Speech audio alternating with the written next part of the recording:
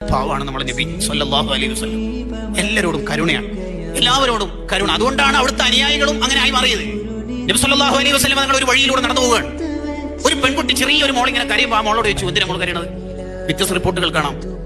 ഞാനൊരു അടിമപ്പെണ്ണ, എന്റെ മുതലാളിയുടെ വീട്ടുകാർ എനിക്ക് 2 ദിർഹം തന്നിട്ട് സാധനം വാങ്ങാൻ അയച്ചതായിരുന്നു.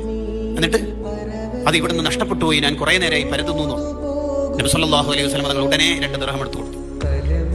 ആ പെൺകുട്ടി വീണ്ടും ഇങ്ങനെ കരയുന്നു. എന്തിനാ മോളെ ഇനിയും കരയണത്? ഈ 2 ദിർഹം കൊണ്ട് സാധനം വാങ്ങിയിട്ട് വീട്ടിൽ പോയാൽ തന്നെ ഇത്രയും നേരം വൈകിയതിന് അഖാഫ് വാങ്ങിയ ഒരു പൂനി ആ വീട്ടുകാർ എന്നെ തല്ലോ ഒന്ന് പേടിക്കുന്നുണ്ട്. മോളെ വീട് എവിടെ? വരി. ആ വെയിലത്ത് ദൂരം ഇങ്ങനെ നടന്ന് ആ വീട്ടിലെത്തി. ഒരു അൻസാരിയുടെ വീടാ. സലാം പറഞ്ഞു, ആരും മടക്കി നിൽക്കുന്നില്ല. 2ാമത് പറഞ്ഞു, മടക്കിയില്ല. 3ാമത് പറഞ്ഞപ്പോൾ സലാം മടക്കിക്കൊണ്ട് ആ സഹാബി പുറത്തേക്ക് വന്നിട്ട് പറഞ്ഞു, അഫ്വാൻ യാ റസൂലല്ലാഹ്, ക്ഷമിക്കണം, 1ാമത്തെയും 2ാമത്തെ സലാം ഞാൻ കേട്ടിട്ടുണ്ടായിരുന്നു, തങ്ങളുടെ ദുആ കൂടുതൽ കിട്ടട്ടെ എന്ന് കരുതി ഞാൻ സൗണ്ട് കുറച്ച് സലാം മടക്കിയതാണ്. 3ാമത്തത് സലാം ഉറക്കെ മടക്കിയില്ലെങ്കിൽ തങ്ങൾ തിരിച്ചു പോകുമോ എന്ന് പേടിച്ചിട്ട് ഞാൻ വന്നതാണ്. തങ്ങൾ എന്തിനാ ഇത്ര ദൂരത്ത് ഇവിടത്തേക്ക് കഷ്ടപ്പെട്ടു വന്നത്? ഈ പെൺകുട്ടി ഇങ്ങോട്ട് വീട്ടിലെ, അതെ, നിങ്ങൾ വല്ല സാധനം വാങ്ങാൻ അത് അയച്ചിട്ടുണ്ടായിരുന്നു. ആ മോളുടെ കയ്യിൽ നിന്ന് 2 ദിർഹം മിസ്സായിട്ടുണ്ടായിരുന്നു, അത് കൊടുത്തു. നേരം വൈകിയത് നിങ്ങൾ തല്ലോ എന്ന് പേടിച്ചിട്ട് ആ മോള് കരയുമ്പോൾ ആ കുട്ടിനെ തല്ലല്ലേ എന്ന് പറയാൻ വേണ്ടി വന്നതാണ്. ആ സ്വഹാബി കരഞ്ഞു പോയി.